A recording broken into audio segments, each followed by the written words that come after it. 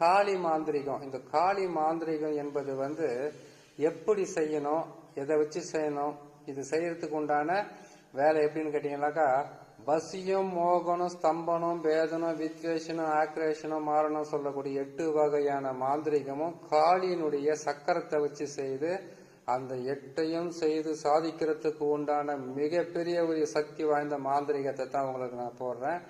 இதை நீங்க கேட்டு இதை நீங்க பார்த்து செய்யுங்க. செய்ய வேண்டிய நாள், செய்ய வேண்டிய நேரம், இது எல்லாமே கூட உங்களுக்கு தெளிவா நான் சொல்றேன். ஏன் இதை நான் உங்களுக்கு சொல்றேன்னு கேட்டீங்கன்னாக்கா, ஒரு மாந்திரிக கலையை வந்து நீங்க கத்துக்கிறதுக்கு போறீங்க, கத்துக்கிறீங்க. ஏற்கனவே நான் எஸ்ஜே மாந்திரிகத்தில் வந்து 230 பதிவு போட்டிருக்கேன். அந்த பதிவை எல்லாம் பார்க்கும்போது நீங்க பாதி மாந்திரிகர் ஆயிடலாம். சரி, அதுவும் உங்களால முடியலன்னு கேட்டீங்கன்னாக்கா, எந்திரம் மட்டும் இல்லாம மந்திரம் மட்டும் இல்லாம நீங்க உபாசனை செய்ய வேண்டிய நாட்கள், மந்திரம் பிரயோகம் பண்ண வேண்டிய நாட்கள், ஒவ்வொரு சித்துக்களும் எந்தெந்த நாட்களில் வந்து நீங்க பிரயோகம் பண்ணி நீங்க வெற்றி பெறணும். மாந்திரிகத்தை முழுமையாக கற்று மக்களுக்கு வந்து நல்வழியில வந்து நடத்துறதுக்காக மிகப்பெரிய ஒரு காளி மாந்திரிகத்தை தான் உங்களுக்கு சொல்ல போறேன். காளி மாந்திரிகத்திலிருந்து அஷ்டகர்மம் சொல்லக்கூடிய 8 வகையான மாந்திரிகத்தையும் பிரயோகம் பண்ண முடியுமா? அப்படி கிடையாது. காளி தேவையை வந்து எப்படியெல்லாம் வந்து காளி மாதாவை எப்படியெல்லாம் நம்மளால் வந்து மாந்திரிகத்தின் மூலியமாக நாம வந்து பயன்படுத்தி வெற்றி பெற முடியும் என்பதற்காக பல வழிகள், சூட்சும ரகசியங்கள் எல்லாம் இருக்கு. அது மட்டும் இல்லாம எல்லா மனிதர்களுக்கும், அது ஆணா இருந்தாலும் பெண்ணா இருந்தாலும் காளி தேவி வந்து வசமாவாங்க. ஏன்னு கேட்டீங்கன்னாக்கா, ஆக்ரோஷமிக்க தேவின்னு சொல்லக்கூடிய அந்த காளி அம்மாவை, காளி மாதாவை நம்ம வணங்குறதுக்குன்னு சில வழிகள் இருக்குது. அந்த அம்மானுடைய சக்கரத்தை போட்டு அந்த சக்கரத்தின் மூலியமாக வெள்ளிக்கிழமை, அப்படி இல்லைன்னு கேட்டீங்கன்னாக்கா காளி தேவியும் சனீஸ்வரனும் ஒன்று சொல்லுவாங்க. சனிக்கிழமை வந்து உங்களுக்கு யோக நாட்கள் உங்களுக்கு இருந்தாக, யோகமான நாளாக இருந்தா அந்த நாளிலும் நீங்க செய்யறதுக்கு ஆரம்பிக்கலாம். இது செய்யறதுக்கு வந்து பெரிதளவு நீங்க கஷ்டமா பண்ணிட்டு அதை செய்யணும் இதை செய்யணுன்ற, அதாவது மாந்திரிகத்தை கற்று முடிக்கிற வரைக்கும் நீங்க தான் மாந்திரிகத்தை செய்றீங்கன்னு வேணாம். அந்த மந்திரங்களும் அந்த எந்திரங்களும் அந்த உபாசனைகளும் உங்களை சுத்தி வந்து பேசும் வார்த்தைகள் ஒவ்வொன்றுமே வந்து விதையாக மாறி அது முளைத்து அது வந்து பலன்களை கொடுப்பது போல ஒவ்வொரு நாளுமே நீங்க செய்யற மந்திரம், காளி மந்திரமோ, அதுக்கப்புறம் அந்த அம்மாவுடைய எந்திரத்தையும் வச்சு நீங்க மாந்திரிக பிரயோகம் பண்ணி ஒவ்வொன்றும் செய்து நீங்க வெற்றி பெறலாம். அது மட்டும் இல்லாம இந்த காளி மந்திரத்தை வந்து, காளி மாந்திரிகத்தை வந்து அஷ்டகர்ம 8 சொல்லியிருக்கேன் இல்லையா, அந்த 8 வகையான மாந்திரிகத்தையும் நீங்க முழுமையா கத்துறீங்கன்னு கேட்டீங்கன்னாக்கா, நான் 8 பதிவா போடுவேன். இந்த பதிவு இல்லாம இந்த பதிவுல போறது வந்து காளினுடைய முழு மந்திரத்தையும் எப்படி சொல்றது, சக்கரத்தை போட்டு அந்த சக்கரத்தை வந்து எதற்காக தான் பயன்படுத்துறாங்க, இந்த காளியினுடைய சக்கரம் வந்து இருந்தா நம்ம என்ன செய்ய, நம்ம எப்படியெல்லாம் நம்ம பாதுகாத்துக்கலான்றதுக்கு உண்டான வழியை தான் உங்களுக்கு நான் சொல்ல போறேன். அதை நீங்க கேட்டு நீங்க செய்யறதுக்கு உண்டான நாளை வந்து நீங்க, நான் சொல்ற அந்த நாளை வந்து நீங்களே வந்து இந்த நாள்ல செய்யலாம்னு முடிவு பண்ணிக்கோங்க. சரி, மாந்திரீகத்தை பிரயோகம் பண்றதுக்கோ மாந்திரீகத்தை வந்து நீங்க கத்துக்கிறதுக்கோ உகந்த நாள்னு பாத்தீங்கன்னாக்கா அமாவாசை நாட்களில் வந்து காளியினுடைய சக்கரத்தை வந்து எங்க வீட்டுல வந்து அதற்கு முன்பதாக, அமாவாசைக்கு முன்பதாகவே 2 நாட்களுக்கு முன்பதாகவே வீட்டுக்குள்ள வந்து ஒரு அறையை உங்களுக்காக தனியா வந்து ஒதுக்கி அது வந்து மாட்டு சாணத்தை போட்டு முழுமையாக அந்த வீட்டை எல்லாம் சுத்தமா கழுவி வச்சுக்கோங்க. சுத்தமா கிளீன் பண்ணி வச்சுட்டு அரிசி மாவால கோலமிடணும். அதாவது கேட்டீங்கன்னா பெண்களா இருந்தா இந்த வேலையை செய்வாங்க, ஆணா இருந்தா எப்படி செய்ய முடியுன்ற ஒரு சில விஷயம் இருக்கும். அதாவது எந்த துணையும் இல்லாம தனிப்பட்ட முறையில் இருக்கிற ஒரு ஆணா இருந்தா மாட்டு சாணத்தை போட்டு நீங்க கழுவிட்டு, இல்ல மாட்டு கோமியத்தை அந்த இடத்துல தெளிச்சிட்டு தர்ப புல்ல வச்சு, அதுக்கப்புறம் வந்து மாட்டு சாணத்தை ஒரு பிடி கையில பிடிச்சி பிள்ளையார் மடிச்சுட்டு அதில் அருகம்புல்ல வச்சுட்டு, அதுக்கு பிறகு நீங்க செய்ய வேண்டியது வந்து அவள் பொறி கடலை, தூப தீபம், அதுக்கப்புறம் பாத்தீங்கன்னாக்கா ஒரு 3 வாழைப்பழம், ஒரு வாழை இலையில இதையெல்லாம் வச்சுட்டு இதையே நீங்க நெய்வேத்தியமாக செய்யலாம். அதாவது எந்த துணையும் இல்லாமல் தனி ஒரு மனிதனாக இருக்கக்கூடிய, எந்த சப்போர்ட்டும் இல்லாத ஒரு மனிதன் வந்து இதை செய்யணும் நீங்க முடிவு பண்ணீங்கன்னாக்கா, தனி அறையாக இருந்தால் போதும், சீக்கிரமா சித்தியாகும். அதாவது உறவுகளால் கைவிடப்பட்டு எந்த விதமான உபாசனமும் இல்லாம, யாரும் கற்றுக் கொடுக்கவும் ஆள் இல்லாம உங்களை கைப்பிடித்து கரை சேர்க்கவும் ஆள் இல்லாம இருக்கக்கூடிய ஒரு மனிதனுக்கு இந்த பூஜை மட்டும் செய்தாவே போதும். காளி தேவி வந்து உங்களுக்கு அனைத்து வகையான மாந்திரீக சித்துக்களும் விளையாடுவதற்குண்டான வழியை செய்வார். ஆனா எல்லாருக்குமே வந்து ஒரு ஆசை இருக்கும், நம்ம வந்து நல்ல மந்திரவாதி ஆகலாம், நம்ம நல்ல தாந்திரிகவாதி ஆகலான்னு. ஆனா ஒரு விஷயத்த நல்லா கேட்டுக்குங்க, மாந்திரிகர் ஆவறதுக்கு வைராக்கியமும் அது மட்டும் இல்லாம வேக வேகமா கத்துக்கிறது மட்டும் இல்ல, நீங்க கத்துக்கிற இந்த மாந்திரிகத்தை எப்படி பயன்படுத்தணும்ன்றத வந்து முழுமையா தெரிஞ்சுக்கணும். காளி தேவின்னா யாரு, இவங்க எதுக்காக ஆக்ரோஷமான தேவிகளில் ஒருத்தராக இவங்க இருக்கிறாங்கன்றத வந்து ஏற்கனவே பல பதிவுகளில் போட்டிருக்கேன். இந்த மாந்திரிகத்துக்காக நான் சொல்றேன். காளி தேவி வந்து நிர்வாணமாக இருப்பாங்க, அவங்க உடம்புல வந்து ஆடை இருக்காது. நம்மளுடைய மகாதேவனுடைய மார்பின் மீது காலை வைத்து உதைத்து அது மேல நிக்கிறவங்க கொண்டு சக்தி வாய்ந்த இந்த காளி தேவியவை எதற்காக சித்தர்களும் முன்னோர்களும் அதற்கு முன்பதாக இருந்த மனிதர்களை வந்து வணங்கி இருக்காங்க, அவங்க கிட்ட வரம் பெற்றிருக்காங்கன்னு கேட்டீங்கன்னாக்கா, காளி தேவி, வராகி தேவி, அதுக்கப்புறம் கேட்டீங்கன்னா நம்ம இஷ்ட தெய்வம் சொல்ற எல்லா தெய்வங்களை விட காளி தேவி நமக்கு சீக்கிரமா சித்தியாவாங்க. காளியினுடைய ஒரு உருவப்படமோ அல்லது வந்து காளியினுடைய சிலையை வைத்து நீங்க அவங்களுக்கு 3 வகையான பூஜை போடலாம். கரு பூஜை போடலாம், உரு பூஜை போடலாம், அப்படி இல்லைன்னு கேட்டீங்கன்னா நெய்வேத்திய பூஜை போடலாம். இது வந்து உங்களுக்கு யாரும் சொல்லி கொடுத்திருக்க முடியாத ஒரு கலை. கரு பூஜை, உரு பூஜை, அதுக்கப்புறம் கேட்டீங்கன்னா நெய்வேத்தியம் சொல்லுவாங்க. கரு பூஜைன்னு அவங்களுக்கு தெரியும், அது வெளிப்படையா சொல்லக்கூடாது. ஏன்னு கேட்டீங்கன்னாக்கா, கரு என்பது வந்து ஒரு உயிரை பலியாக கொடுத்து, பலியும் சொல்லக்கூடாது, அது வந்து சில விஷயங்கள் இருக்குது.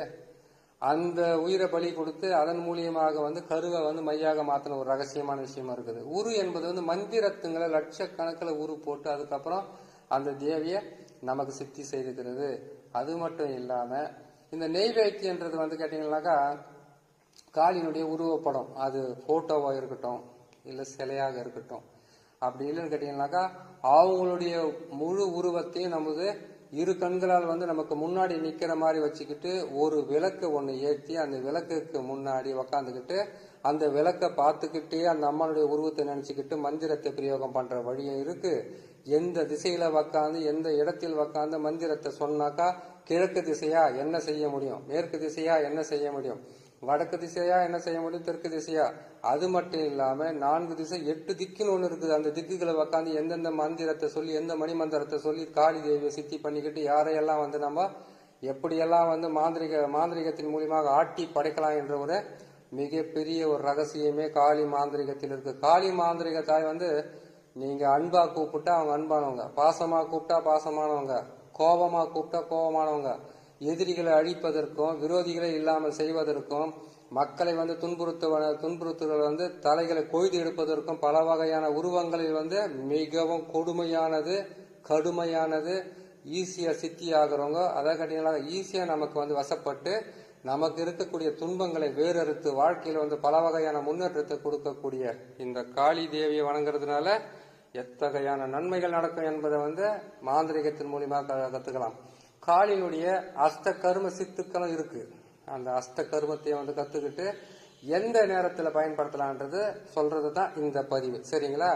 சரி, இந்த விளக்கம் போதும். இதுக்கப்புறம் உங்களுக்கு சொல்ல வேண்டியது என்ன விஷயம் கேட்டீங்கன்னாக்கா, காளி தேவியை நீங்க மாந்திரிகத்தின் மூலியமாக பயன்படுத்தி அவங்களை சித்தி பண்ணி அதுக்கப்புறம் வந்து மற்றவங்களுக்கு நல்லது செய்யுங்களா, உங்களுக்கு நல்லது செய்யுதுன்னு கேட்டீங்கன்னாக்கா, நிறைஞ்ச அமாவாசை.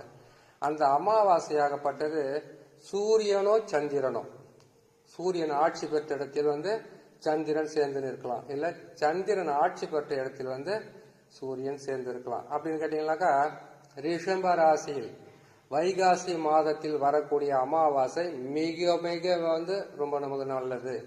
அந்த நாள்ல வந்து வரக்கூடிய அமாவாசையில் வந்து காளி தேவியின் இல்லை எந்த மாந்திரிகத்தையும் பயன்படுத்தலாம். ஆனா காளிக்காக போறது மிகவும் நல்லது. ஏன்னு கேட்டீங்கன்னாக்கா, அதுக்கு ஒரு அர்த்தம் இருக்குது. ரொம்ப நேரமாகவும் அதை நான் பொறுமையா சொல்லிக்கிட்டு வரேன். அடுத்தது வந்து கேட்டீங்கன்னாக்கா, ஆவணி மாதத்தில் இப்ப வரக்கூடிய பாடி முடிஞ்சு ஆவணி மாசம் வருது இல்லையா, ஆவணி மாதத்தில் சூரிய பகவான் ஆட்சி பெறும்போது சந்திரன் அவரோடு சேர்ந்து இருக்கும்போது ஆவணி அமாவாசையில் வந்து மிகவும் வலிமையான மாந்திரிகத்துக்கு உண்டான சக்தியான நாளாகவே அது இருக்கும். சரி, இது 2 நாள் தானா, வேற நாளே இல்லையான்னு கேட்டீங்கன்னாக்கா, மேசராசியில் சூரிய பகவான் உச்சம் பெறும்போது சந்திர பகவான் கூட சேரும் போது நீங்க செய்தீங்கன்னா, மேசம் என்பது சித்திர மாதத்தில் வந்து நீங்க செய்தீங்கன்னாக்கா உங்களுக்கு மிகவும் வலிமை பெற்ற ஒரு மாந்திரிகராக நீங்க மாறலாம். சரி, அடுத்ததாக கடகராசி ஆடி மாதத்தில், இது இந்த மாசம் வருது இல்லையா, இந்த ஆடி மாசம் வரப்போது, இந்த ஆடி மாசத்தில் அமாவாசை, ஆடி அமாவாசை அன்று நீங்க மாந்திரிகர் ஆகணும்ன்ற ஒரு வெறித்தனமோ இல்ல மக்களுக்கு நல்லது செய்யணும், மாந்திரிகத்தை கற்று தீர வேண்டும் என்ற ஒரு வெறியும் உங்க மனசுக்குள்ள ஒரு ஆசையும் இருந்தா நீங்க கண்டிப்பா அந்த ஆடி மாசத்தில் அமாவாசை அன்னைக்கு சந்திர பகவான் ஆட்சி அமைத்து அவரோடு சேர்ந்து நிற்கக்கூடிய அந்த சூரிய பகவான் அமாவாசை அன்று நீங்க மாந்திரிகத்தை பயன்படுத்தி நீங்க வெற்றி பெறலாம். அன்னைக்கு நீங்க மாந்திரிகத்துக்கு தான். சரி, இந்த நாள் மட்டும்தானா, வேற நாளெல்லாம் செய்யவே கூடாதா மாந்திரிகத்தனாக்கா? வெள்ளிக்கிழமை, வளர்பிறையாக இருக்கக்கூடிய வெள்ளிக்கிழமையில எந்த நாள்லனா உட்காந்து நீங்க மாந்திரிகத்தை பயன்படுத்தலாம். காளி, மோகினி, அதாவது பெண் தெய்வங்கள் என்று சொல்லக்கூடிய இந்த தெய்வங்களை நீ மாந்திரிகத்துக்காக பயன்படுத்தணும் கேட்டீங்கன்னா வெள்ளிக்கிழமை அன்னைக்கு உங்களுக்கு வசமாகும்.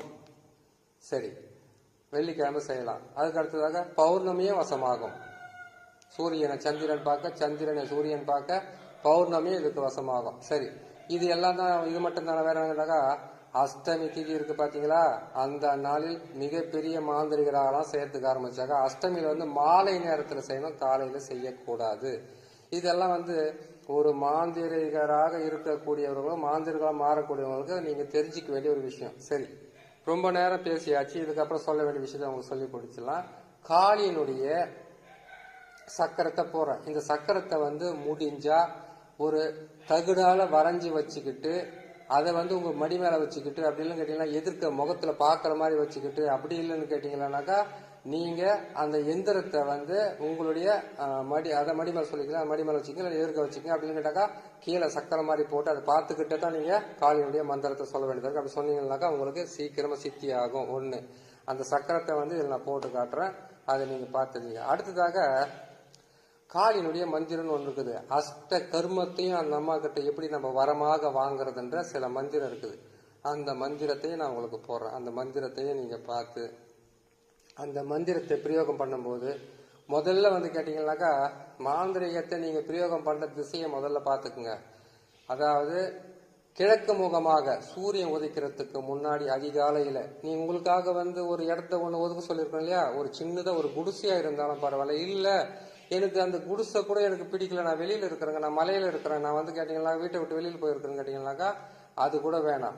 உங்களுக்கு கிழக்கு திசையை பார்த்து அதிகாலையில் குறைஞ்சது பாத்தீங்கன்னாக்கா 4:30 6 பிரம்ம முகூர்த்தம் சொல்லுவாங்க, இல்ல 3 இருந்து 4:30 வரைக்கும் வரும், 3 இருந்து 4:30 வரைக்கும் வரும், 5 வரைக்கும் கூட வரும். இந்த 3:30 மணிலிருந்து கரெக்டா நீங்க 4:30 மணி வரைக்கும் இல்ல 5 மணி வரைக்கும் இந்த 1:30 மணி நேரத்துல இந்த காளி தேவியை நீங்க அவங்கள நீங்க சித்தி பண்ணணும். அவங்களுடைய மந்திரத்தை, அந்த மந்திரத்தை 108 முறை நீங்க சொல்லும் போது உங்களுடைய பார்வையோ உங்களுடைய கவனமோ அப்படி இல்லைன்னு கேட்டீங்கன்னாக்கா காம இச்சைக்காகவோ இந்த தேவியை நம்ம வணங்க கூடாது. உங்களுக்கு கொடுக்க அதை கேட்டீங்கன்னாக்கா அவங்களுக்கு நீங்க முழுசா நீங்க அவங்களே நினைச்சு வாழ்ந்தீங்கன்னாக்கா அவங்க நீங்க ஆசைப்படுற எல்லா வேலையுமே அவங்களே செய்து கொடுத்து உங்களுக்கு பக்கத்துணையா மட்டும் இல்ல மாந்திரிகத்துக்கு மிகப்பெரிய ஒரு வலிமை ஊட்டக்கூடிய தெய்வமாவே இருப்பாங்க. அந்த காளி தேவியுடைய மந்திரத்தையும் நான் போடுறேன். அந்த மந்திரத்தை நீங்க பொறுமையாக பார்த்து அதை நீங்க அந்த மந்திரத்தை பிரயோகம் பண்ணும் போது மிகவும் கேட்டீங்கன்னா தீட்டு இல்லாம இருக்கணும். அது மட்டும் இல்லாம உட்கார திசை முதல் உட்காரும் போது கிழக்கு நோக்கி உட்காரணும் அதிகாலையில. அது மட்டும் இல்லாம நீங்க உட்கார்றது ஆத்து மணலா இருந்தா இன்னும் நல்லா இருக்கும். ஆத்துல போய் செய்யணும்ன்றீங்களா அப்படின்னு கேட்டாக்கா ஆத்து மணலை நீங்க உட்காரத்துல பரப்பி செய்யலாம். இல்லையா வெறும் தரையில உட்காராம அதுக்கு தர்ப புல் போட்டு உக்காரலாம். அந்த மந்திரத்துங்களை எதுக்காக சொல்றாங்க, எதற்காக தான் அந்த தர்ப புல் போட்டுன்னு உக்காருன்றாங்க, புலித்தோலை போட்டுன்னு உக்கார. இந்த காலத்துல புலித்தோலை எல்லாம் போட்டுன்னு உக்காந்தோம்னாக்கா அரசு அதிகாரிகள் சும்மா இருக்க மாட்டாங்க. அதனால தர்ப புல்லு போட்டுங்க. தர்ப புல்லை போட்டுக்கிட்டு கீழே உக்காந்து நான் போடுற இந்த மந்திரத்தை பொறுமையா உக்காந்து நீங்க சொல்லுங்க. மாந்திரீகம் கத்துக்கிற வரைக்கும் பொறுமை வேணும். மாந்திரீகத்தை கற்று முடித்ததுக்கு அப்புறம் பிரயோகம் பண்ணும் போது முதலில் தெய்வ நம்பிக்கையும் அது மட்டும் இல்லாம அஷ்ட கர்மத்தையும் நமக்கு முன்னாடியே கற்றறிந்து மக்களுக்கு நன்மையை செய்த சித்தர்களுடைய வழிபாடுன்றது கண்டிப்பா வேணும். ஏன்னு கேட்டீங்கன்னாக்கா நான் உங்களுக்கு ஆரம்பத்திலே சொன்ன மாதிரி ஒரு சாணத்தை எடுத்து பிள்ளையாராக பிடிச்சு வச்சு நீங்க அதுக்கு அருகம்புல் வச்சு நான் சொன்ன மாதிரி இந்த அவள் பொறி கடலை ஊத பத்தி சூடம் அதுக்கப்புறம் கேட்டீங்களானாக்கா அந்த பொரிக்கடலாம் சொல்லி அது வாழைப்பழம் சில முக்கணிகளை வாங்கிட்டு வந்து அந்த வாழை இலையில வச்சுட்டு இதுவே உங்களால் முடியாதவங்க அதை செய்யுங்க. முடிகிறவங்க நல்லா என்ன பண்ணுங்க, காளி தேவிக்கு உண்டான உணவு அவங்களுக்கு மது மாமிசம் சுருட்டு இது எல்லாமே அவங்களுக்கு பிடிக்கும். அது எல்லாம் வச்சுட்டு நீங்க ஒரு விளக்க ஒன்று ஏற்றி அந்த விளக்குல வந்து அந்த விளக்கினுடைய ஒளியை பார்த்துக்கிட்டு அந்த விளக்கினுடைய ஒளியிலே வந்து நான் போடுற இந்த சக்கரத்தை நான் போடக்கூடிய சக்கரத்தை வந்து ஒரு வரைஞ்சி அதை நீங்க வந்து ஒரு தகுடாலும் வரையலாம், இல்லைன்னு கேட்டீங்கன்னா ஒரு பேப்பர் எடுத்து வரையலாம். இல்லை இந்த சக்கரத்தை வந்து நீங்க உங்களுக்கு படமாக கிடைச்சோட அதை வாங்கிட்டு கொண்டு போய் வச்சுட்டு அதை பார்த்துக்கிட்டு மந்திரத்தை சொல்லி நீங்க கத்துக்கிட்டு வாங்க. இது வந்து அடிப்படை என்பதனால் இதை மட்டும் நீங்க செய்துக்கிட்டு வந்தீங்கன்னா போதும். அதற்கு பிறகு நீங்க எப்படி உக்காரணும், எதை செய்யணும், எந்தெந்த மந்திரத்தை வந்து அஷ்டகர்மத்தில் 8 இருக்கிறத வந்து 8 பதிவா போறோம். அந்த 8 பதிவை நீங்க கத்துக்கிட்டாவே போதுமானது. உங்களுக்கு உண்டான வயசு. சரி, பெண்ணாக இருந்தீங்கன்னாக்கா காளியை வந்து வசமாவாங்களா? காளி தேவியை வந்து எப்படி நான் வழிபடுறது அப்படின்னு கேட்டீங்கன்னாக்கா, பெண்ணாக இருந்தால் மாதவிடை ஆகி 7 நாளைக்கு அப்புறம் தான் வந்து நீங்க இந்த காளி தேவியை வணங்கணும். ஏன்னு கேட்டீங்கன்னாக்கா, உதிரத்தை உண்ணுபவளாவ தான். அந்த உதிரத்தை வந்து இந்த பூமியில் உள்ள மக்களுக்கு தன்னுடைய உதிரத்தையும் கொடுத்து காப்பாற்றுற தேவியும் அவங்க தான். ஏன்னு கேட்டீங்கன்னாக்கா, காளி தேவியை நீங்க வணங்கும் போது மாதவிடை ஆனதுக்கு அப்புறம் 7 நாளுக்கு அப்புறம் தான் தாயை வந்து நீங்க வணங்கி அதுக்கப்புறம் அவங்க கிட்ட வரம் பெறணும். நீங்க செய்யற எல்லாமே பலிதமாகும். மாதவிடை நேரத்துல வந்து வணங்காதீங்க. அப்படி வணங்கினீங்கன்னாக்கா பல வகையில பிரச்சனைகளும் குடும்பத்துல வந்து பல வகையான தொல்லையும் கொடுக்கறதுக்கு ஆரம்பிச்சிடும்.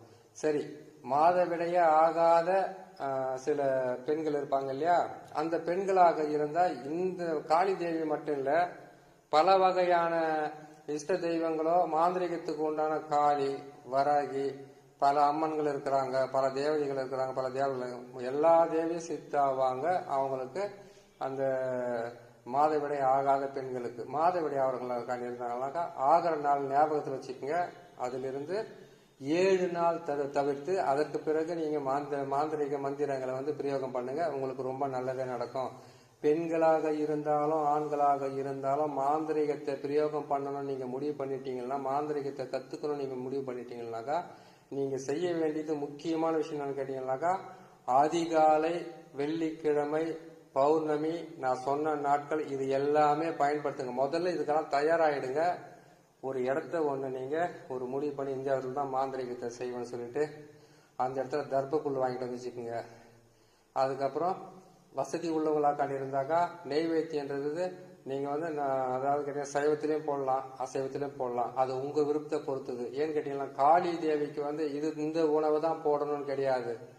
அவங்க உடம்பு மேல இருக்கக்கூடிய மண்டை ஓடுகளும் அது மட்டும் இல்லாம நம்மளுடைய ஆதிசிவனுடைய மார்பு மேலேயே வந்து தன்னுடைய பாதங்களால் மிதித்து கொண்டு இருக்கக்கூடிய அந்த ஆக்ரோஷ தேவியை வந்து நீங்க வணங்கி நீங்க அவங்க கிட்ட இருந்து எல்லாமே கத்துக்கணும்னு ஆசைப்பட்டீங்கன்னாக்கா அவங்களுக்கு நீங்க முதல்ல அடிமையாவுங்க. அவங்க உங்களுக்கு அடிமையாய் நீங்க ஆசைப்பட்ட எல்லா வகையான அஷ்ட கர்ம சித்துக்களையும் விளையாடுவதற்கு உண்டான வழியை உங்களுக்கு காட்டுறதுக்கு ஆரம்பிப்பாங்க. இதுதான் பதிவில் இருக்கக்கூடிய முக்கியமான விஷயமே. சரி, அந்த சக்கரத்தையும் போடுறேன்.